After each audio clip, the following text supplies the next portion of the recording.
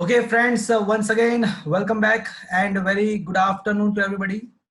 I hope you all are safe, your family members, your relative, your parents, and your friends all are safe. And you are enjoying this new era, this new way of learning. Friends, on the last lecture, we just had discussed the theory of the potentiometer. So basically what we had learned, we had discussed that the normal voltmeter cannot measure the EMF of a cell. It can just measure the terminal voltage. So for that, we need to use another device, and that device is named as a potentiometer. Potentiometer is a very simple circuit. It is comprises of a simple battery that is known standard battery. Along with it, I had connected a resistance box in series, and with them, I had connected a potentiometer wire, that is a resistive wire. So this is just a series, it is just a closed circuit of the combination of a battery, then a resistance box resistance, and the potentiometer resistance. So that simple circuit is named as a potentiometer. And then after we had discussed the principle of the potentiometer, that is VL proportional to L. Potential across any 2 point in the potentiometer wire is directly proportional to the length between that two particular points of the wire. Second, we also had derived the equation to compare the EMF of the two different cells, and we can also find the EMF of one of the cell. So, and then after we also discussed the how to find the internal resistance of a cell by the help of the potentiometer wire, potentiometer circuit. So the theory of this chapter is completely over. So now we are going to discuss some numerical based on that, remaining numerical of this chapter. So friends, whether illustrations are over or still left any?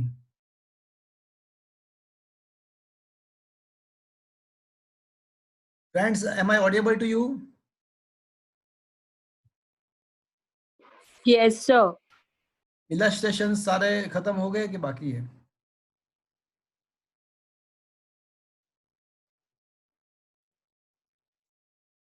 Sir mark नहीं किए.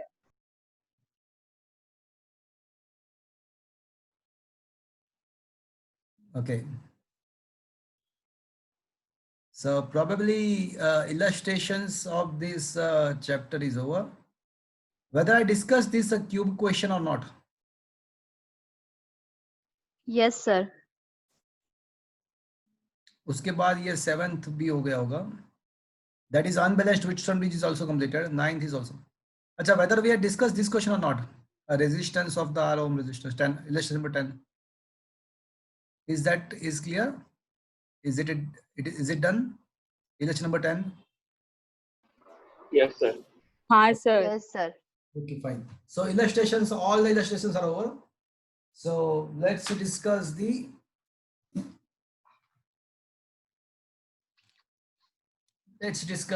exercise questions. Exercise 1 to 4 is already completed. 5th, 6th, 7th are based on the 7th and 8th are based on the temperature dependency of the resistance. 9th is unbalanced Wheatstone bridge we had discussed last lecture. 10th also we had done with. अच्छा मुझे ये बता 10th we had done with or not?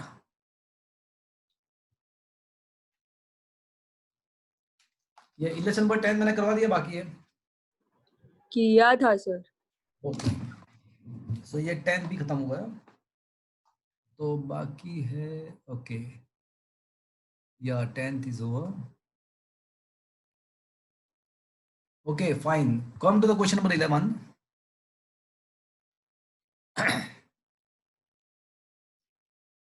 The topic in the 11th exercise 11th question is not in your content. It is not in your textbook. So I need to explain one more topic, that is a charging of the battery, which is not in your actually syllabus. But the question based on the charging of the battery is asked in the different competitive examination as well. Sir topics जो cancel topics थे उससे based numericals करने हैं. करना है। हाँ sir. तो इसका बोलो, आप मुझे ये बताओ कि इसका मतलब क्या हुआ फिर। तो कैंसिल करने इसका का मतलब कुछ कैंसल्ड ही नहीं है, सब करना है। और ऐसा ही बताया ना फाइनली, तो आपके स्कूल में भी मतलब ये आपको उल्लू बनाया इन लोगों ने कि तो 30%। सर अगर अगर ऐसे मतलब थियरी ना करे तो न्यूमेरिकल्स कैसे कर सकते हैं? मतलब पॉसिबल ही नहीं है ना, वही तो बता रहा हूँ मैं। मतलब जिस बंदे ने जिसने ये सब डिसीजन लिया वही मतलब बोगस है। कैसे हो ही नहीं पाएगा ऑब्वियसली। તો બસ તમે બધું જ કરાવજો ને. हाँ आपने तो definitely I am going to discuss all the topic, even I am going to discuss topic more than the text book and that is the same topic that I am going to discuss right now, so which is not given in the textbook, but I am going to discuss you. So the topic is a charging of the battery.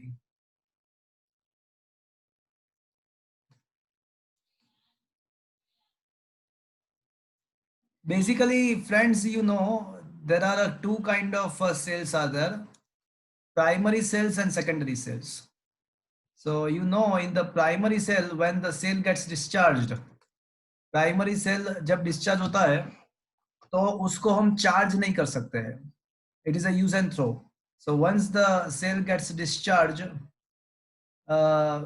it is use and throw, that is we cannot charge it. But now I'm talking about the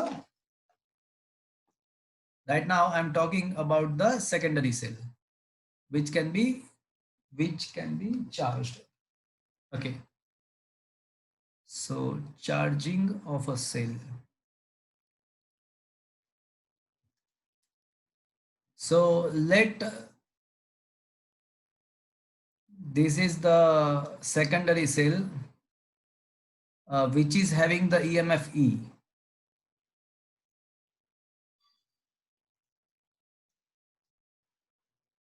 And this is what is its electrolyte, and assuming that these are the electrodes.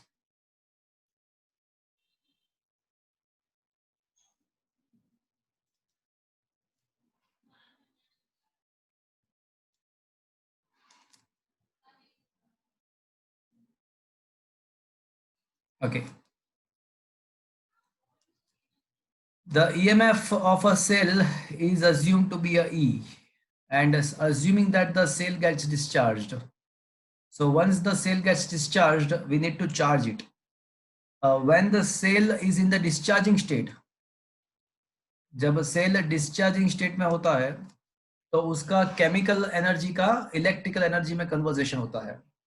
When the cell is in use, its chemical energy gets converted into the electrical energy, and so that the charge get energy from the chemical reaction inside the cell, and that is when the charge gets energy, it is called the electrical energy.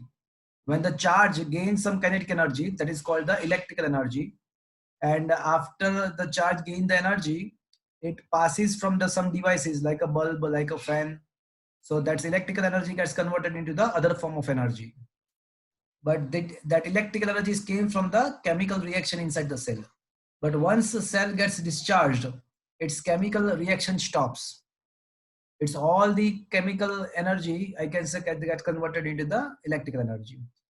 But if the cell is a secondary cell, then we can charge it by giving a supply, and by providing the larger supply than its EMF. Obviously, अगर आपको 5 volt का cell charge करना है तो obviously आपको क्या करना पड़ेगा, उससे ज्यादा का सप्लाई उसके सामने आपको लगाना पड़ेगा.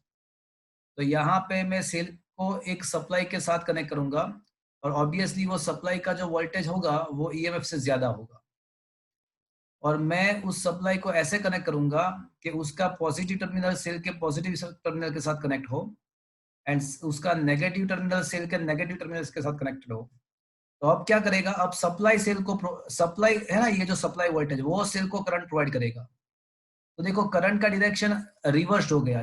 जनरली सेल में क्या होता है, जनरली सेल में क्या होता है, उसके पॉजिटिव में से करंट बाहर निकलता है, एड नेगेटिव में एंटर होता है. बट यहाँ पे आप ध्यान से देखो तो जो सेल मुझे चार्ज में कर रहा हूँ, जो सेल, उसके पॉजिटिव के अंदर करंट जा रहा है. देखो पॉजिटिव के अंदर करंट जा रहा है और नेगेटिव में से बाहर निकल रहा है, मतलब direction of the current gets inverted. तो करंट का डायरेक्शन अगर रिवर्स हो गया तो केमिकल प्रोसेस भी रिवर्स हो जाएगा। मतलब अब क्या होगा कि इलेक्ट्रिकल एनर्जी का केमिकल एनर्जी में कन्वर्जेशन होगा। अज्यूम कर दो कि सेल का जो इंटरनल रेजिस्टेंस है ना वो आर है।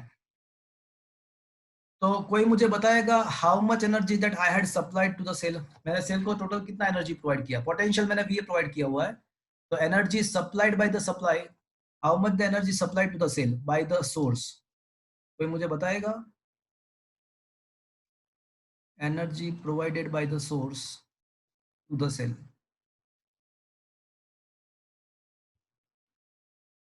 Provided by source to the cell. चलो, सप्लाई जो है ना उसका वोल्टेज वी है, तो कोई मुझे बताएगा how much the energy we had provided?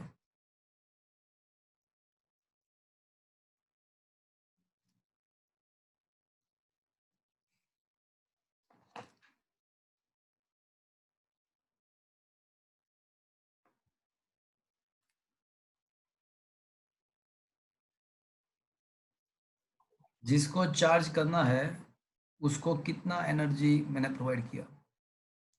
Friends, आपको ये पता है कि potential is equal to actually W by Q होता है। हाँ सर, वीक। तो W is equal to W मतलब एनर्जी, वर्क डन मतलब एनर्जी। तो एनर्जी कितना प्रोवाइड करेंगे हम? अगर वी वोल्ट सप्लाई प्रोवाइड किया हुआ है तो how much energy that we had provided? V Q. V Q, can I say it is a V I T? Yes. अच्छा, अब आप मुझे ये बताओ कि energy required to charge the cell, energy required to charge the cell, cell को चार्ज करने के लिए कितना रिक्वायर्ड है? तो अगर सेल का ईएमएफ ई है तो सेल को चार्ज होने के लिए कितना रिक्वायर्ड होगा? EIT जितना। If the EMF of the cell is a E, then the required energy to charge that particular cell will be equals to EIT. अगर सेल का EMF अगर E है तो उसको EIT जितना एनर्जी चार्ज होने में लगेगा।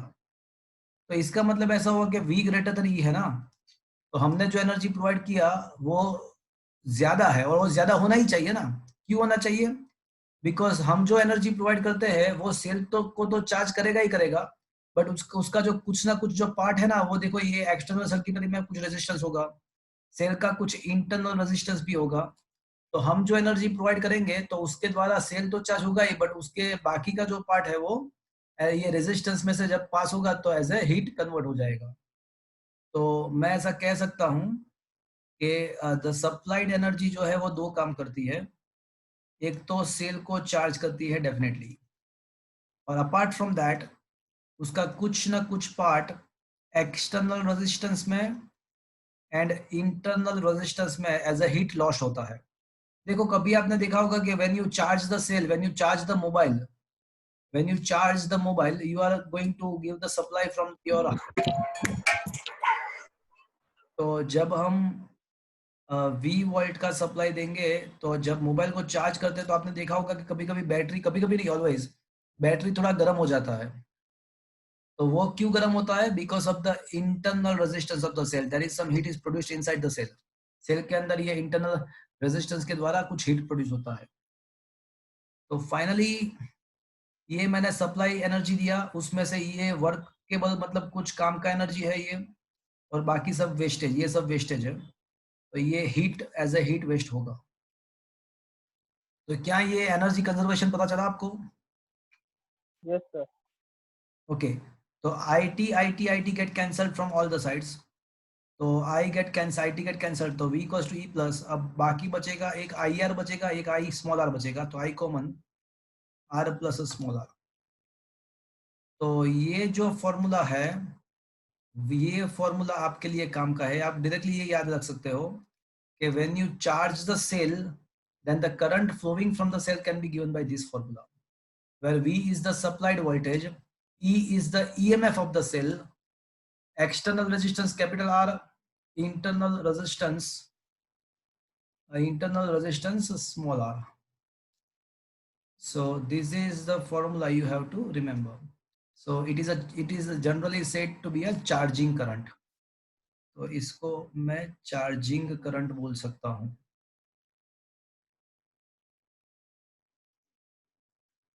चलो अपार्ट फ्रॉम दैट, जनरली हम ऐसा बोलते हैं कि टर्मिनल वोल्टेज एंड ईएमएफ के बीच का रिलेशन क्या है, तो हम क्या बोलेंगे, टर्मिनल वोल्टेज एंड ईएमएफ के बीच का अगर रिलेशन पूछते हैं तो हम क्या बोलेंगे कि terminal voltage V equals to, बोलो क्या बोलेंगे हम, E minus IR.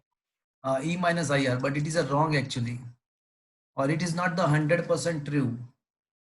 It is not 100% true. तो अब मैं बताऊँ आपको एक्चुअल में क्या हो सकता है.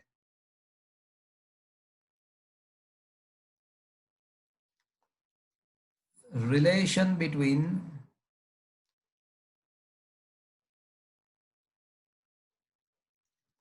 terminal voltage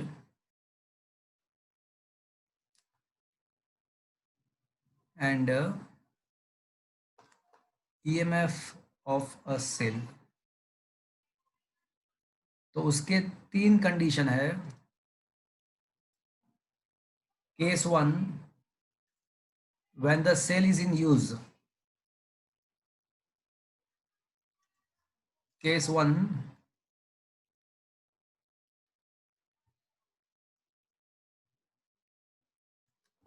when cell is in use, मतलब के डिस्चार्जिंग स्टेट, जब वो डिस्चार्ज हो रहा है, तो एट दैट टाइम आप जो बोले वो बराबर है कि उसका टर्मिनल वोल्टेज जो है ना वो उसके ईएमएफ से कम होगा ऑब्वियसली, बिकॉज अभी क्या होगा कि उसके पॉजिटिव में से करंट बाहर निकलेगा, ये उसका इंटरनल रेजिस्टेंस है, तो यहाँ पे उसके टर्मिनल वोल्टेज जो है ना वो E माइनस IR हो गया. बट केस नंबर 2,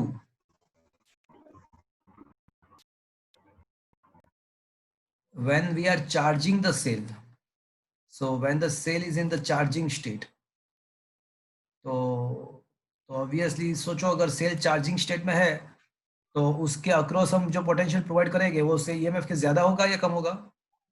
ज्यादा, तो प्लस IR. हाँ, तो when the cell is in the charging state, तो क्या होगा कि उसके पॉजिटिव टर्मिनल के अंदर करंट एंटर होगा, पॉजिटिव में से बाहर नहीं निकलेगा. देखो आप वो वेरीफाई कर सकते हो, बाजू के फिगर से वो वेरीफाई कर सकते हो. तो अब क्या होगा कि उसके पॉजिटिव में से करंट एंटर होगा, तो मतलब अब यहाँ पे जो रिलेशन हो जाएगा वो थोड़ा चेंज हो जाएगा. So right now I can say the direction of the current is inverted. So I should be written as a minus I in the previous equation. So minus minus plus I will be there. So this is the relation when the cell is in the charging state. That is the relation between the terminal voltage and case number 3, in open circuit condition. Open circuit condition का मतलब ऐसा हुआ कि कोई current जब flow नहीं हो रहा है. ओपन सर्किट कंडीशन का मतलब when there is no current flowing in the cell. हाँ, तो हमको पता है कि भाई कोई करंट फ्लो नहीं हो रहा है, तो एट दैट टाइम हमने थ्योरी पूरा पढ़ा हुआ है कि भाई एट दैट टाइम तो हमको पता है कि at that time the potential difference between the two electrode of the cell is exactly equal to its EMF. तो वो तो हमको पता ही है. तो मतलब एक बार क्वेश्चन में पूछा था कोई कॉम्पिटिटिव एग्जामिनेशंस ने के अंदर कि amongst the following which relation is true for the terminal voltage and the EMF, और तीनों ऑप्शन दिए थे और लास्ट में ऐसा भी लिखा था कि all of them are possible, ऐसा लिखा था फोर्थ ऑप्शन. तो which should be the correct answer? All of them.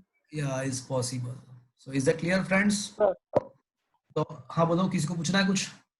Sir charging state V equals to E plus I પછી બ્રેકેટ માં capital R plus small r नहीं है. नहीं, आप जो बोल रहे हैं ना वो तो टोटल सप्लाइड वोल्टेज है. ये सप्लाई, ये जो फॉर्मूला आएगा वो that is the formula for the supplied voltage. मैं सप्लाइड वोल्टेज की बात नहीं कर रहा हूँ, मैं सेल के टर्मिनल वोल्टेज की बात कर रहा हूँ. ये जो हमने सप्लाई किया उसका फॉर्मूला होगा. Is that clear? और अभी मैं जो बता रहा हूँ वो क्या है? सेल का वोल्टेज. वो हाँ. देखो आपका बात मैं क्लियर कर दूं. देखो ये आप जो फॉर्मूला बोले ना वो सप्लाइड वोल्टेज है, वो आपको वेरीफाई कर दूं मैं.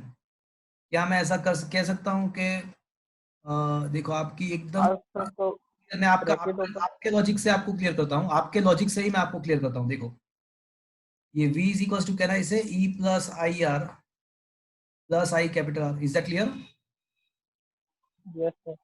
तो ये supplied voltage is equals to voltage across the cell plus voltage across the outside circuitry.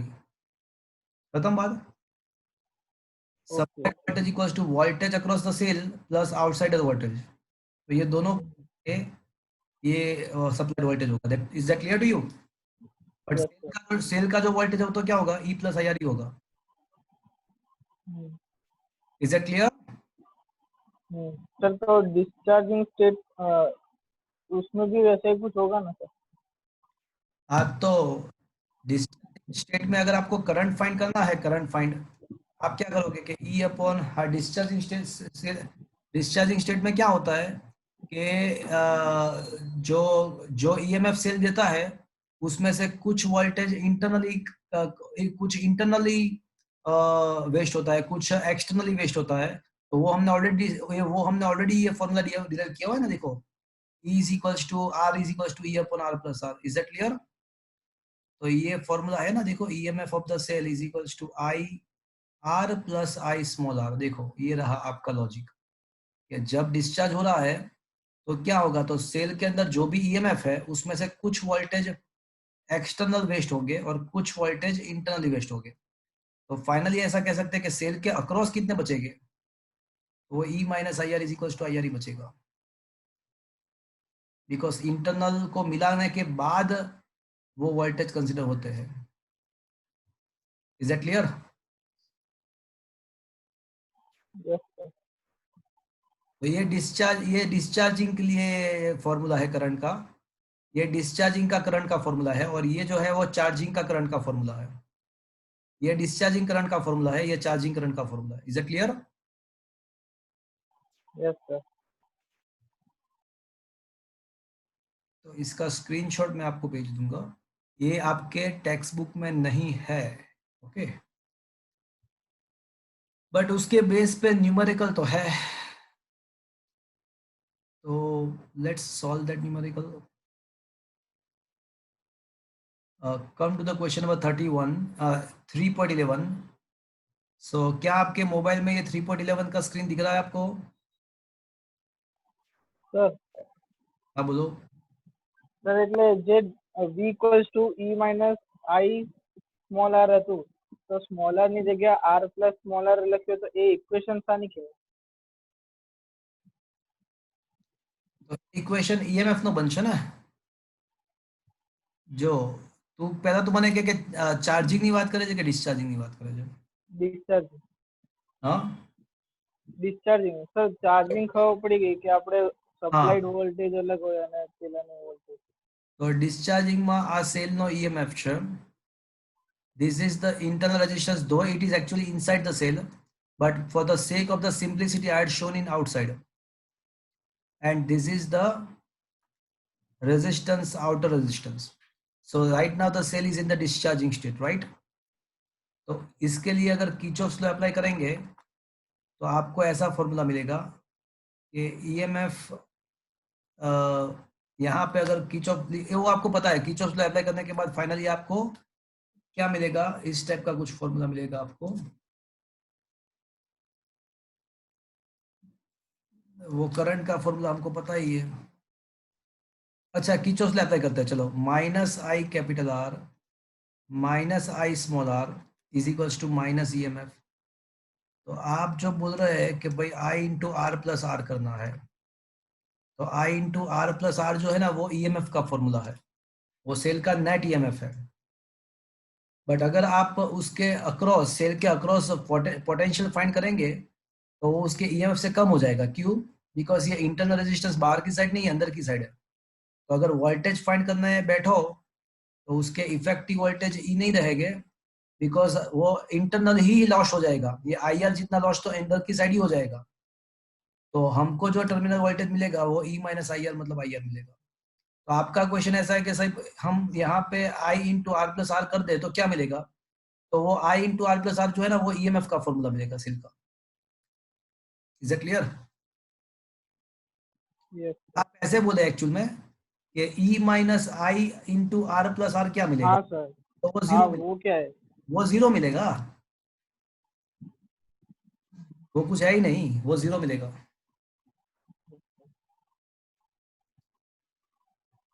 Sir तो जो सेल मतलब कनेक्टेड स्टेट में ही नहीं है तो उसका क्या, उसका ईएमएफ? हाँ तो कनेक्टेड स्टेट में नहीं है ना, तो कोई चार्ज पास नहीं होगा, करंट पास नहीं हो रहा है, तो कोई चार्ज पास नहीं हो रहा है तो मतलब क्या हुआ कि इसका ईएमएफ जो है ना, ईएमएफ मतलब क्या पता है, मैं आपको बताऊं ईएमएफ मतलब क्या। सपोज कि हमारे पास 1.5 वोल्ट का बैटरी है। अब मैं आपको पूरा डीप में जाके पढ़ा मतलब समझाता हूँ कि सपोज कि आपके पास 1.5 वोल्ट का बैटरी है, तो उसका मतलब क्या है पता है आपको। इसका मतलब ऐसा है कि 1.5 जूल पर कूलम। अब इसका मतलब क्या है, तो इसका मतलब ऐसा है कि जब सेल के अंदर से 1 कूलम चार्ज पास होगा, जब सेल के अंदर से 1 कूलम चार्ज पास होगा, तो केमिकल रिएक्शन के द्वारा उसको 1.5 जूल जितना एनर्जी मिलेगा। मतलब केमिकल रिएक्शन खुद का काम कर देगी और वो 1 कूलम चार्ज को 1.5 जूल जितना एनर्जी प्रोवाइड कर देगी। तो मतलब ईएमएफ एक्चुअली क्या है, जो केमिकल रिएक्शन पर कूलम, केमिकल रिएक्शन के द्वारा पर 1 कूलम जो एनर्जी मिलता है, that is called EMF. But when the actually 1 coulomb charge will pass from the cell, so whatever the energy it gains from the chemical reaction, whatever energy the charge will gain from the chemical reactions, some of the part of that energy is going to be wasted when it is passing from the cell inside when it is passing from the cell itself. Why? Because cell is comprises of the some chemical materials. तो वो जब charge chemical reaction तो क्या करेगा, वो बेचारा उसको जितना देना है वो दे देगा 1.5 जूल।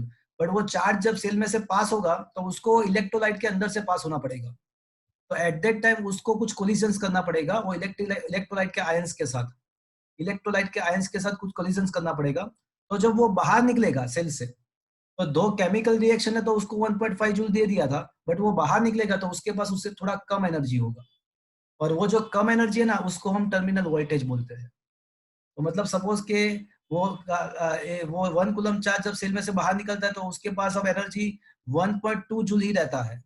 तो पर 1 कूलम 1.2 जूल है तो उसको हम टर्मिनल वोल्टेज बोलते हैं। तो अब आपको क्लियरली समझ में आया ये टर्मिनल वोल्टेज एक्चुअली है क्या और ईएमएफ क्या है एक्चुअली। अब ओके कोई सर। चार्ज पास ही नहीं होता है, जब कोई चार्ज पास ही नहीं हो रहा है तो सेल ही है ना, सेल का तो वोल्टेज 1.5, आपके पास पेंसिल सेल है 1.5 वोल्ट का बैटरी है, तो उसका ईएमएफ तो 1.5 ही रहेगा, उसका वो जीरो नहीं हो जाएगा। मतलब ईएमएफ है क्या, तो ईएमएफ ये चीज है कि केमिकल रिएक्शन कितना देगा जब चार्ज उसमें से पास होगा तब। वो चार्ज पास करो या ना करो वो आप हमारी मर्जी है, बट अगर चार्ज पास होगा तो केमिकल रिएक्शन टोटल इतना देगा, बट जब बाहर निकलेगा चार्ज तो थोड़ा कम हो जाएगा, that is called the terminal voltage. Is that clear. हाँ सर, मतलब एफिशिएंसी Yes. की बात है। क्या बोल रहे हो बोलो। तो मतलब एफिशिएंसी की बात है कि पर चार्ज कितना एनर्जी देता है ईएमएफ। एफिशिएंसी तो किसको बोलते हैं, आउटपुट अपन इनपुट बोलते हैं, आउटपुट अपन इनपुट उसको एफिशिएंसी बोलते हैं।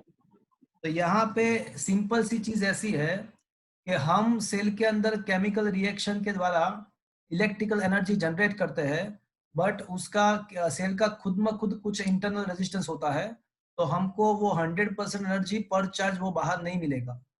जो जनरेट होता है उसको ईएमएफ बोलते हैं, और जो इफेक्टिवली मुझे मिलता है बाहर की साइड उसको टर्मिनल वोल्टेज कहते हैं। Okay. Language okay. Yes sir. ये मैंने डिस्चार्जिंग के लिए समझाया। ओके हाँ sir. Okay.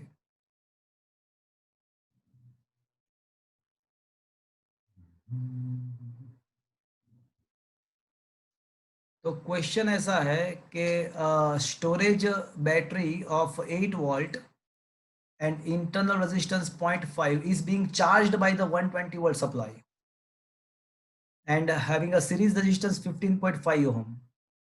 What is the terminal voltage of the battery during the charging? देखो देखो यहाँ पे टर्मिनल वोल्टेज पूछा है, तो मोस्ट ऑफ द स्टूडेंट क्या करते हैं, अगर मैंने वो कंसेप्ट ही आपको समझाया नहीं था, अगर समझाया नहीं होता तो पब्लिक या स्टूडेंट्स क्या करती, टर्मिनल वोल्टेज फाइंड करने के लिए क्या करती पब्लिक,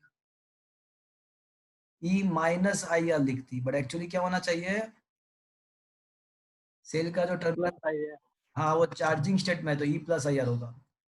तो सेल का तो ईएमएफ मुझे पता है, सेल का ईएमएफ मुझे पता है कि वो 8 वोल्ट है, उसका इंटरनल रेजिस्टेंस भी मुझे पता है 0.5 है।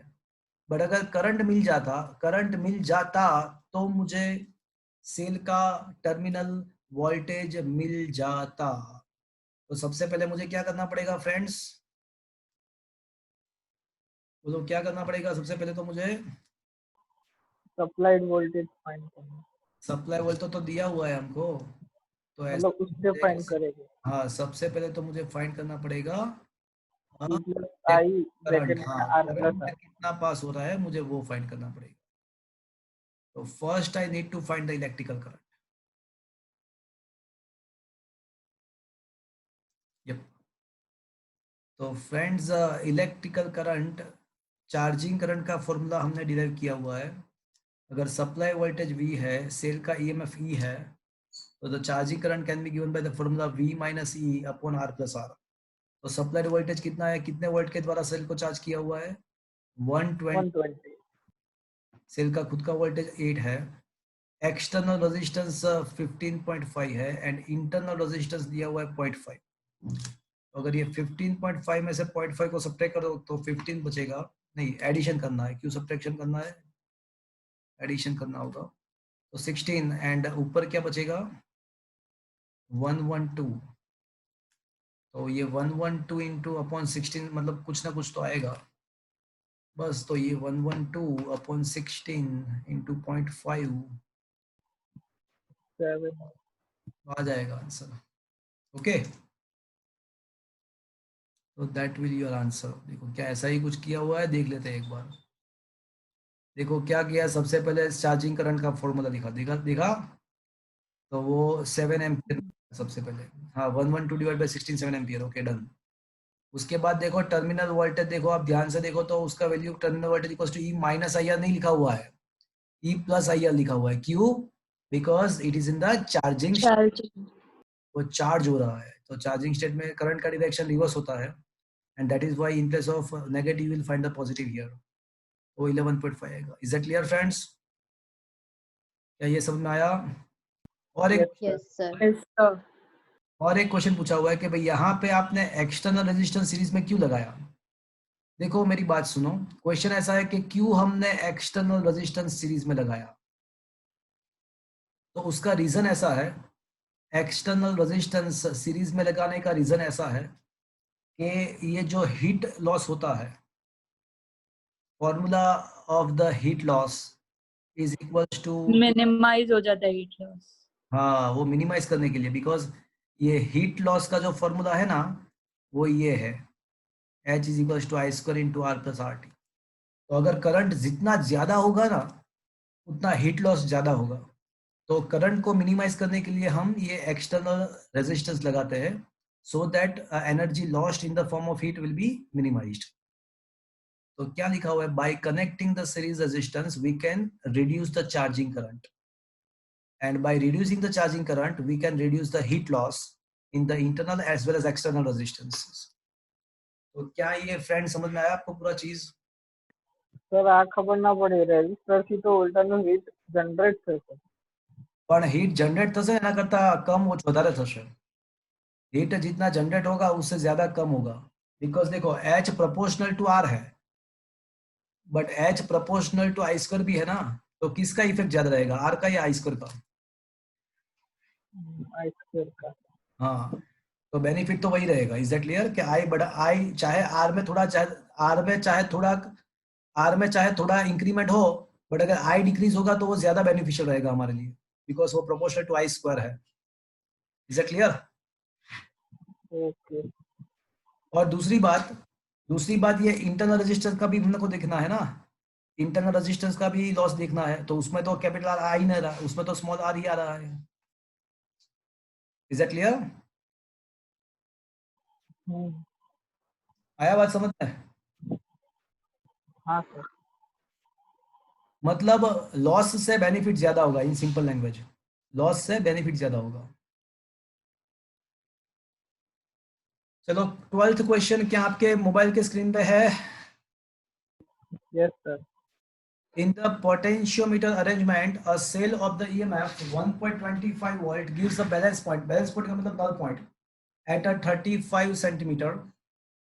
And if the cell is replaced by the other cell and the balance point is found to be a 63 centimeter, what is the EMF of the second cell? चलो आपको ये पूरा मतलब एक्सपेरिमेंट ही दिया हुआ है.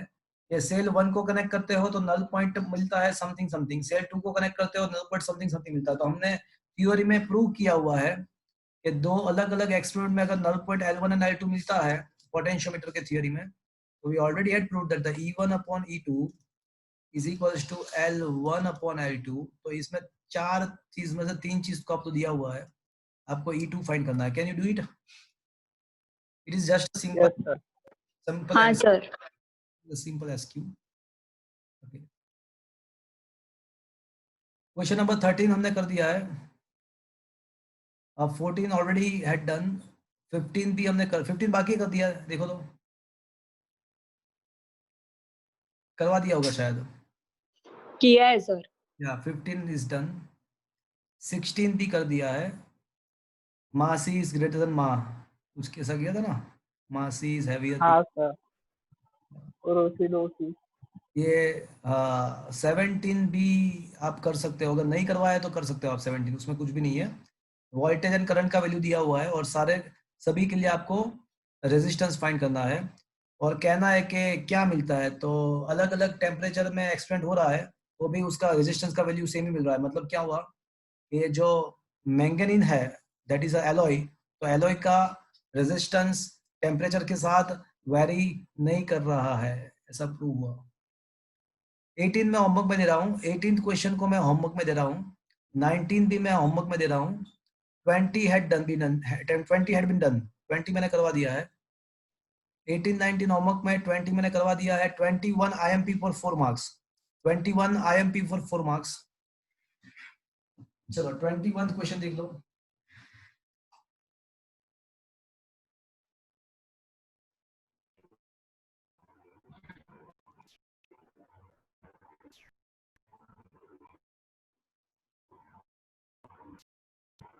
ओके,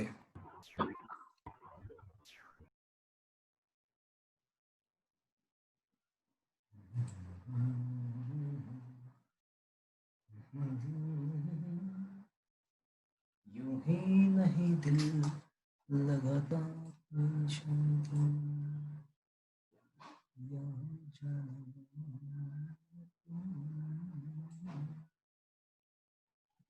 સર તો આપણે જે વાયર યુઝ કરીએ એમાં સૌથી વધારે રેઝિસ્ટન્સ આપણે એ જ યુઝ કરાય ને, હીટ લોસ ના થાય એટલે. नहीं, अलग अलग केस में आ तो चार्जिंग नहीं बात होती.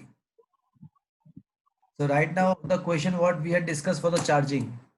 So particularly when you deal with the charging of the cell, तो आपको सेल के सीरीज में ऐसे कुछ रेजिस्टेंसेस कनेक्ट करने होंगे so that the current charging current can be reduced and so that the we can reduce the energy loss. तो ये मैंने जो बात किया वो किसके लिए बात किया, चार्जिंग के लिए. तो हर एक केस में वो एप्लीकेबल ऐसा कहना लाजमी नहीं है. Okay, okay.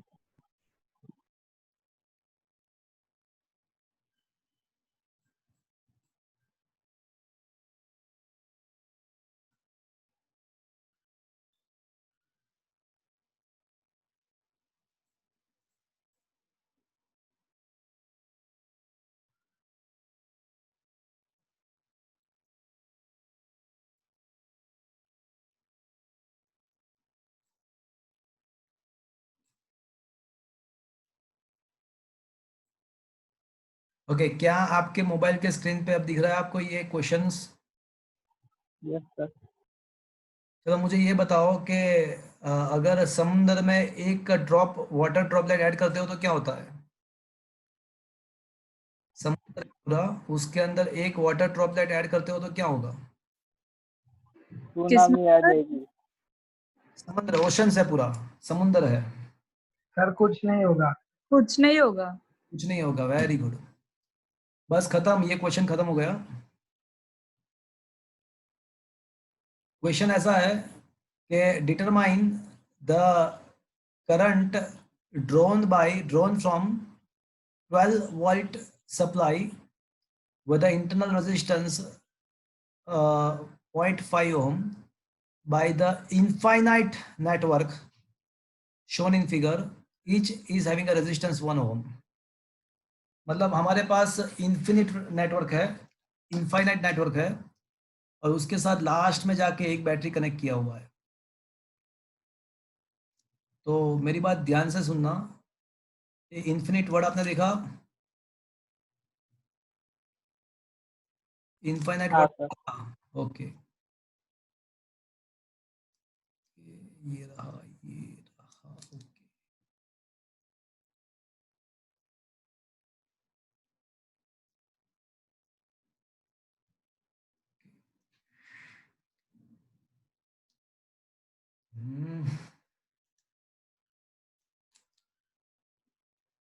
देखो यहाँ पे बैटरी कनेक्ट किया हुआ है. Okay, solution.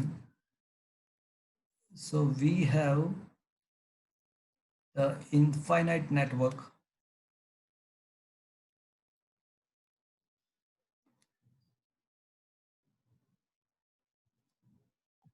સર બટ પાછળ હજુ પીડીએફ છે, ઓવરલેપ થાય છે.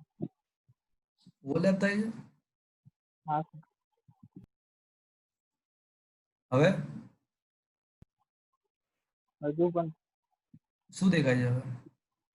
સર એટલે પીડીએફ ઓલરેડી છે, એમાં તમે લખો છો. બધું મિક્સઅપ દેખાય છે. હા સર. नहीं सर, सही दिख रहा है.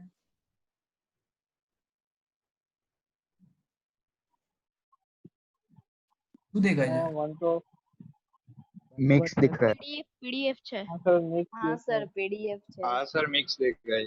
Okay okay okay okay.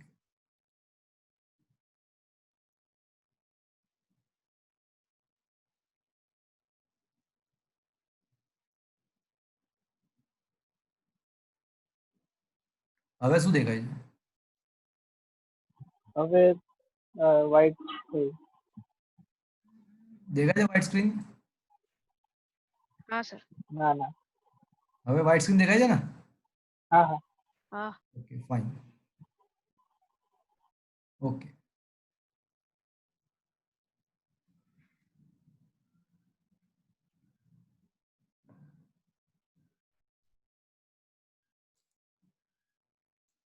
So this is an infinite network.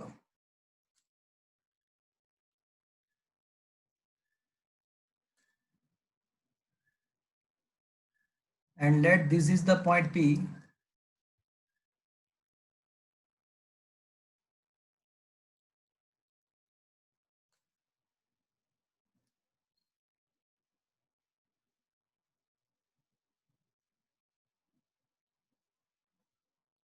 And this is the point Q. And we required to connect the battery between the P and Q. A battery is connected between the point P and Q.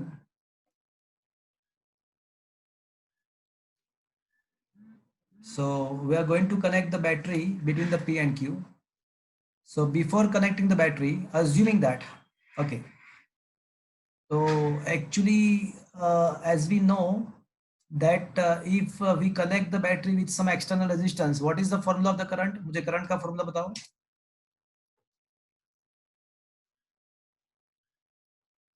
Charging state. नहीं, यहाँ पे क्या charging state है?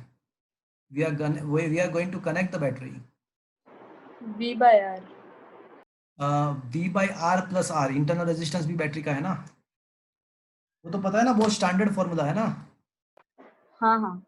The current formula of the current is actually E upon external resistance plus internal resistance. Is that clear? तो Yes, sir.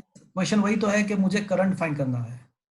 तो friends, अगर मुझे current find करना है तो मुझे क्या फाइंड करना पड़ेगा? सोचो, बैटरी का ईएमएफ हमारे पास है, उसका इंटरनल रेजिस्टेंस भी हमारे पास है, तो मुझे क्या फाइंड करना पड़ेगा? External resistance. So the very first thing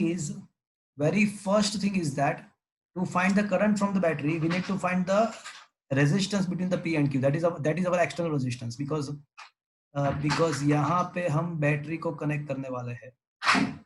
उसके इंटरनल रेजिस्टेंस के साथ। ये बैटरी को हम यहाँ पे कनेक्ट करेंगे, ये उसका इंटरनल रेजिस्टेंस है। तो हम क्या कर सकते हैं, तो कह सकते हैं कि to find the current,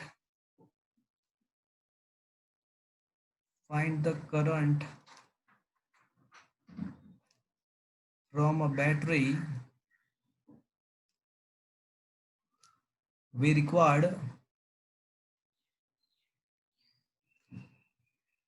to find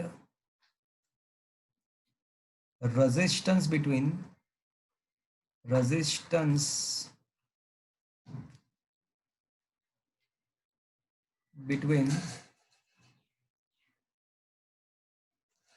'P' and Q। तो अगर मुझे P एंड Q के बीच में इफेक्टिव रेजिस्टेंस मिल जाए तो मुझे करंट मिल जाएगा, वो simple formula E/R+R। So let effective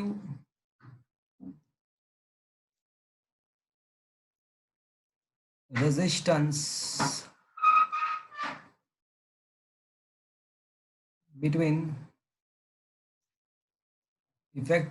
between point P and Q is assumed to be X। तो इसका मतलब ऐसा हुआ कि P एंड Q के अक्रॉस जितना भी नेटवर्क है उसको मैं पूरा जो नेटवर्क है उसको हटा सकता हूं मैं, और in place of that I can only just connect which resistance, ये P एंड Q के बीच में जितना भी पूरा नेटवर्क, इनफाइनाइट नेटवर्क, उसको मैं हटा के मैं क्या ऐड कर, मैं जस्ट X वहां पे कनेक्ट कर सकता हूँ। Is that clear? Yes. तो मैंने पूरा मतलब वो नेटवर्क निकाल दिया और उसके बदले मैंने जस्ट X लिख दिया, चलेगा? अब मैं क्या है कि ट्रैक पे, इसी ट्रैक पे मैं ये जो इनफाइनाइट नेटवर्क है, तो इसी ट्रैक पे मैं कुछ आगे बढ़ाता हूँ इसी ट्रैक को। मतलब इनफाइनाइट नेटवर्क में मैंने एक वैगन, मतलब ये इनफाइनाइट वैगन्स वाला एक रेलवे था, तो उसमें मैंने एक वैगन को ऐड किया उसी ट्रैक पे। देखो उसी ट्रैक पे मैंने यहाँ पे ऐड कर दिया, एक और वैगन मैंने ऐड कर दिया यहाँ पे, देखो। Is that clear? तो मैंने ऐसा सोचा कि भाई अगर ये समुंदर है उसमें मैं एक ड्रॉप डाल देता हूँ तो क्या फर्क पड़ेगा, क्या फर्क पड़ेगा? कोई फर्क नहीं पड़ेगा। कोई फर्क नहीं पड़ेगा। तो अगर यहाँ पे P' and Q' point assume करते हैं तो P' एंड Q' के बीच में भी इफेक्टिव रेजिस्टेंस कितना होगा? वही का वही होना चाहिए, because as it is infinite network, as this is a infinite network,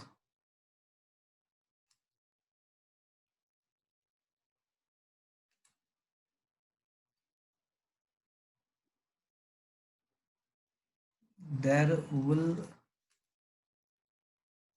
not be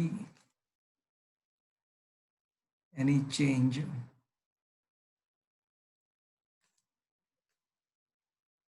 by adding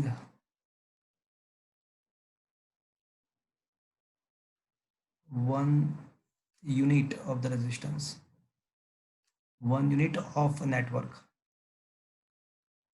का जो ट्रैक पे चल रहा था उसी ट्रैक पे मैंने एक यूनिट को ऐड किया, so there will not be any change in the network, so hence I can say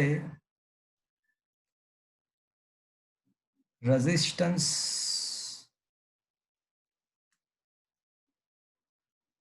between P' and Q' must be X only, तो वो तो X ही रहेगा। तो फ्रेंड्स कैन आई से resistance between the P' and Q' will also be the X। But अब figure क्या बता रही है?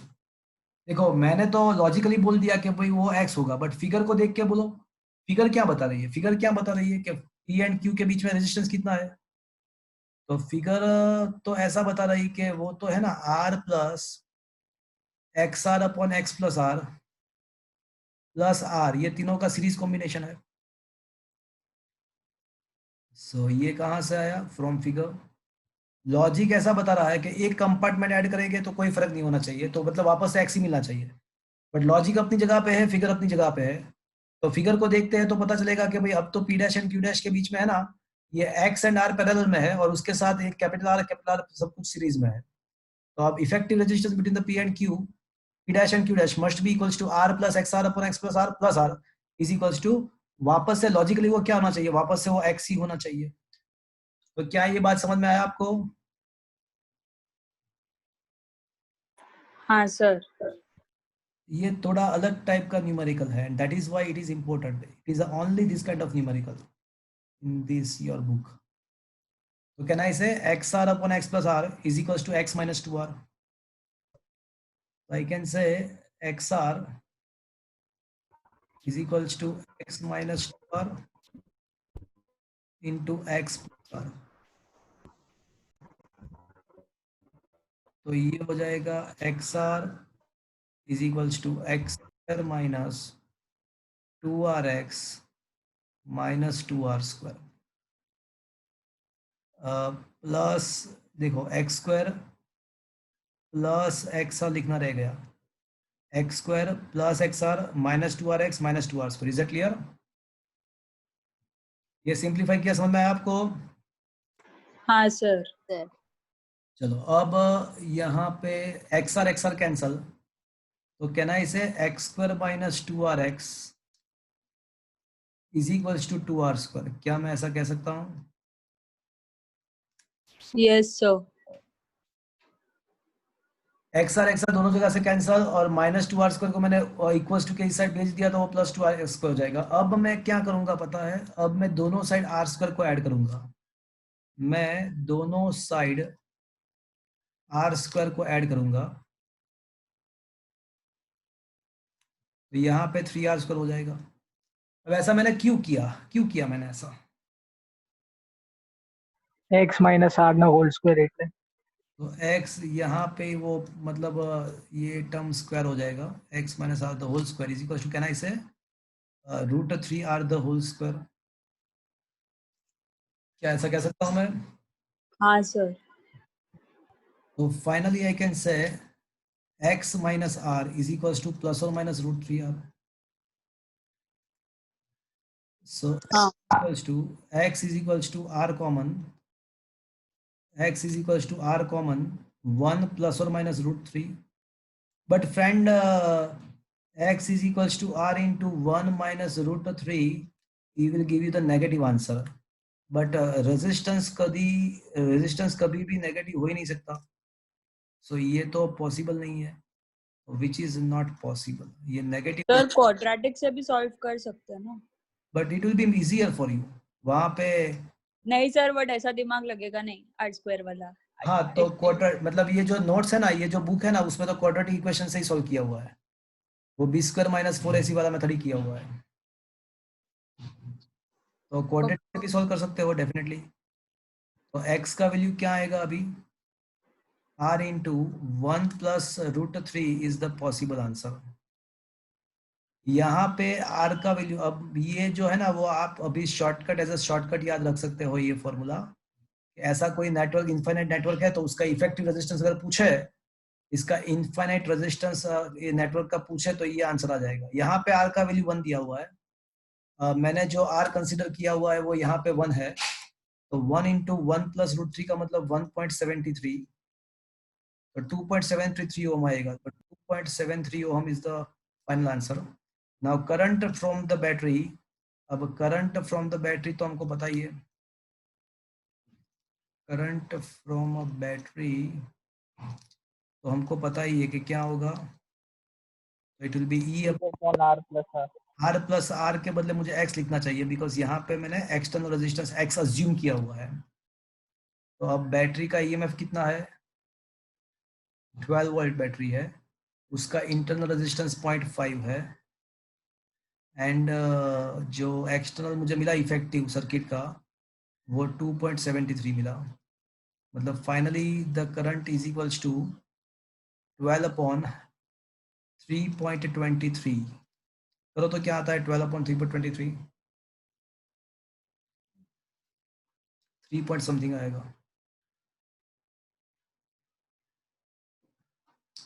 What is answer? कैलकुलेशन कर सकते हो कोई? 3.89 के ऐसा कुछ आएगा। क्या रहा है देखो, बोलो भैया क्या रहा answer? 3.71. 3.71 ampere is the answer. तो क्या फ्रेंड्स ये क्वेश्चन आपको समझ में आया? It is this kind of one and only question and that is why it is important in your exam, for your examination. Sir આ ફ્રોમ ફિગરમાં સર એટલે તમે શું કર્યું? આ r plus xr upon x plus r. શું કહો છો? Sir આ એટલે આ કર્યું શું એકચ્યુઅલીમાં? સિરીઝ પેરેલલ કર્યું? नहीं, आप देखो, पहली बात तो ये देखो, मेरी मेरी बात ध्यान से सुनो, ध्यान से सुनना। देखो, लुक एट दिस फिगर। यहाँ पे फिगर देखा आपने? ये फिगर को देखा तो मैंने अज्यूम कर लिया कि ये पॉइंट P है, यहाँ पे पॉइंट P है, यहाँ पे पॉइंट Q है, राइट? अब मैं इसी ट्रैक पे अगर एक नेटवर्क, इनफाइनाइट नेटवर्क है, तो अगर मैं इसी ट्रैक पे अगर ऐसे एक वैगन ऐड कर दूंगा, तो अगर यहाँ पे P dash and Q dash आएगा तो रेजिस्टेंस में क्या फर्क पड़ेगा? लॉजिकली क्या फर्क पड़ेगा? तो लॉजिक ऐसा बता रहा है कि कोई फर्क पड़ना नहीं चाहिए। तो सही बात है, तो मैंने अगर P एंड Q के बीच में x अज्यूम किया हुआ है तो P dash and Q dash के बीच में भी x ही होना चाहिए।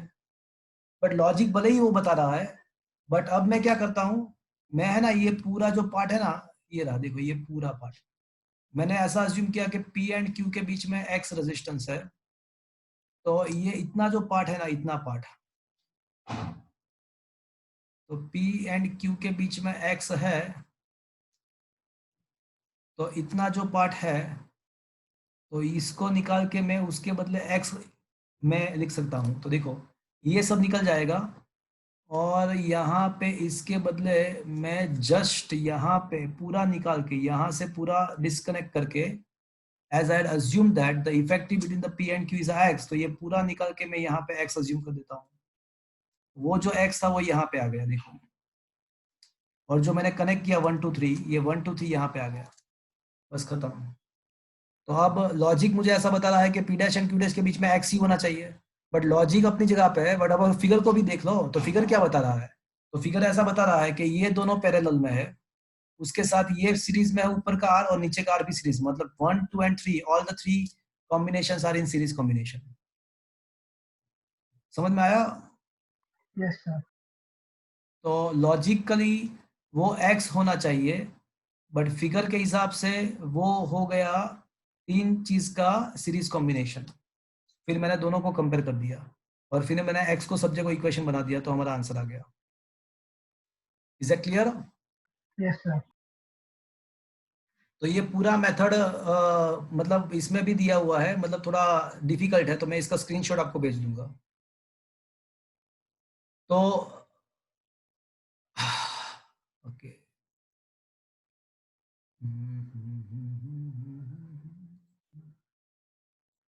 ओके, तो यहाँ पे क्वाड्रेटिक इक्वेशन से सॉल्व किया हुआ है, आप देख सकते हो। देखो, आप देख सकते हो कि यहाँ पे क्वाड्रेटिक इक्वेशन से सॉल्व किया गया है। लॉजिक वही है कि भाई इनफाइनाइट नेटवर्क है, तो ये एक वैगन में ऐड करता हूँ तो कोई फर्क पड़ना नहीं चाहिए, तो वो पड़ना नहीं चाहिए, तो इस हिसाब से लास्ट में ये मिल गया मुझे 2.73। अब करंट का तो वैल्यू हमको पता ही है कि E upon R plus R होता है, तो 2.71। Is that clear? क्या ये चीज समझ में आया? हाँ sir. Question number 23 are the 5 और 6 question are based on the potentiometer. तो इसको आप शांति से घर पे देखना। क्वेश्चन नंबर 22 को आप शांति से, 5-6 क्वेश्चन है पोटेंशियोमीटर के बेस पे है, तो उसको शांति से पढ़ के उसका सॉल्यूशन देखने का ट्राई करना। You will be understood. और क्या मैंने ये 23 लास्ट में करवा दिया था, लास्ट लेक्चर में?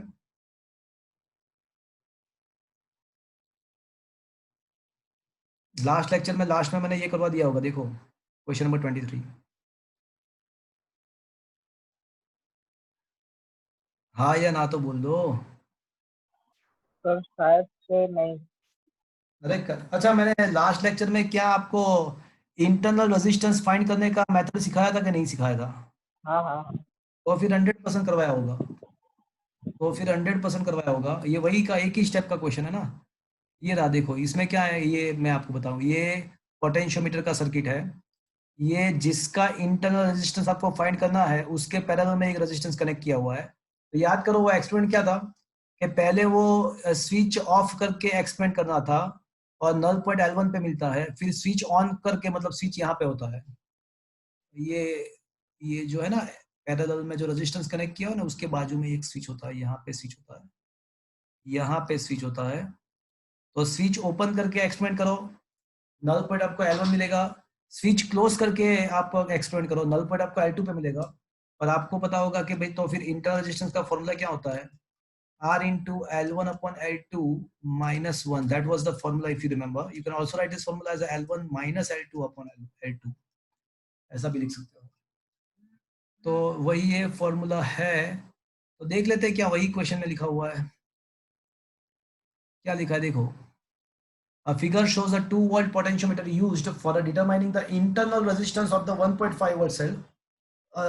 The null point, balance point of a cell in a open circuit is a, मतलब open circuit मतलब switch on, switch हमने open रखा है, उसको close नहीं रखा है, मतलब स्विच को अभी क्लोज नहीं किया है। तो नल पॉइंट का फर्स्ट लोकेशन 76.3 पे मिलता है। अब resistance 9.5 volt is used in the external का सर्किट, मतलब अब रेजिस्टेंस यूज किया, मतलब क्या हुआ, स्विच को मैंने ऑन किया तो एक्सटर्नल रेजिस्टेंस 9.5 कनेक्ट हो गया। अब balance point is shift to the 64.8 centimetre length, then determine the internal resistance, मतलब L1 दिया हुआ है, L2 दिया हुआ है, आपको एक्सटर्नल रेजिस्टेंस R दिया हुआ है, you have to just put the value and get the answer. Is that clear?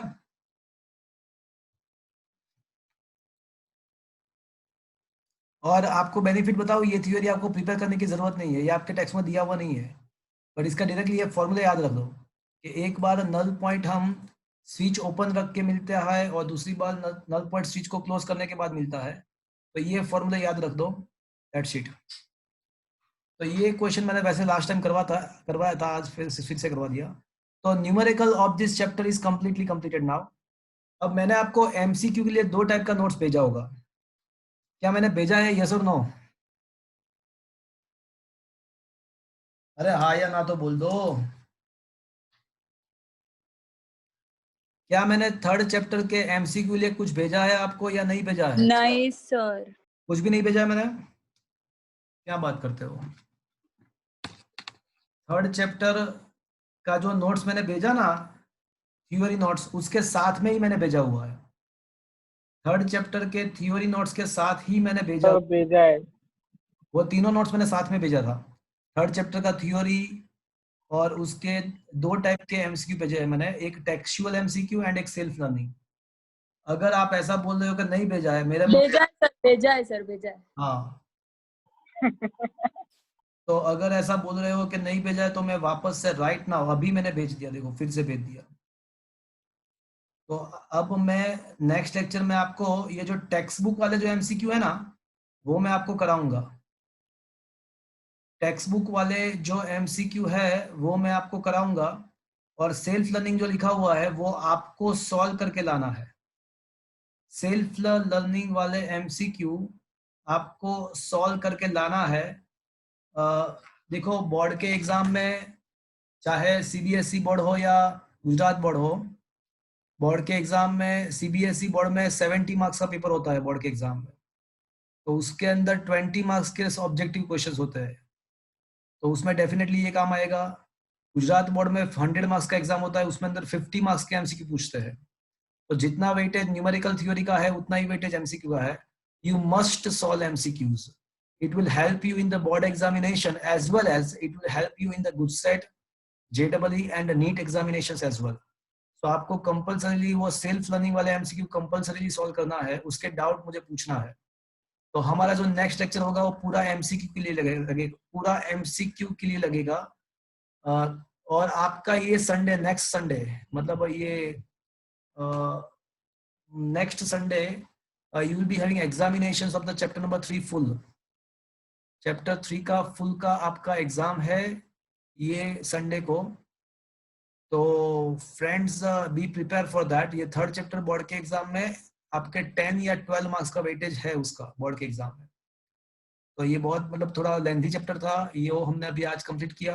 Next lecture में हम एमसीक्यू डिस्कस करेंगे, जरूरत हो तो और भी एक लेक्चर एमसीक्यू लगेगा। संडे आपका पूरा एक 50 मार्क्स एमसीक्यू और 50 मार्क्स सब्जेक्टिव, इस टाइप का एग्जाम है 100 मार्क्स का। तो उस टाइप का एग्जाम अगर लेंगे तो वो सीबीएसई वाला भी ऑटोमेटिकली कवर हो जाएगा, उसका पेपर स्किल भी कवर हो जाएगा उसमें।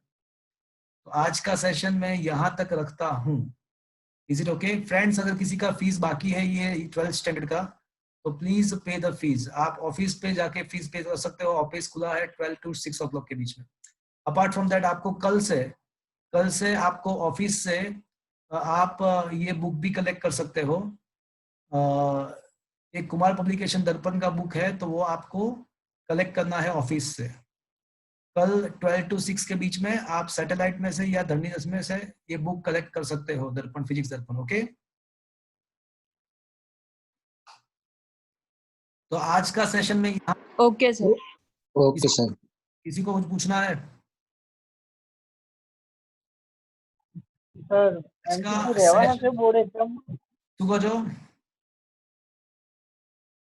બોલો શું કહો છો? એમસીક્યુ આવવાના છે બોર્ડ? હા, હજી પેપર સ્કીમ ડિઝાઇન નથી કરી, એટલે એનો મતલબ કે જૂની સ્કીમ હશે ને એ જ રહેશે એનો મતલબ. They had not provided any scheme, new scheme, so that means that the scheme will be as per the previous year. Last year का स्कीम ही रहेगा, मतलब अगर नया आना होता तो आ गया होता. સર પેપર ગૂગલ ક્લાસરૂમમાં મોકલવાનું છે? હા, હવેથી પેપર છે ને ગૂગલ ક્લાસરૂમમાં મોકલવાનું છે. તમને પ્રક્ષાલભાઈ મેસેજ કરશે, ગૂગલ ક્લાસરૂમના પાસવર્ડ ને વગેરે તમને મોકલાવશે પ્રક્ષાલભાઈ. Okay,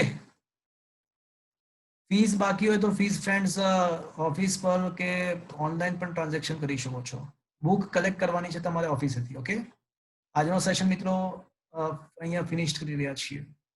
thank you.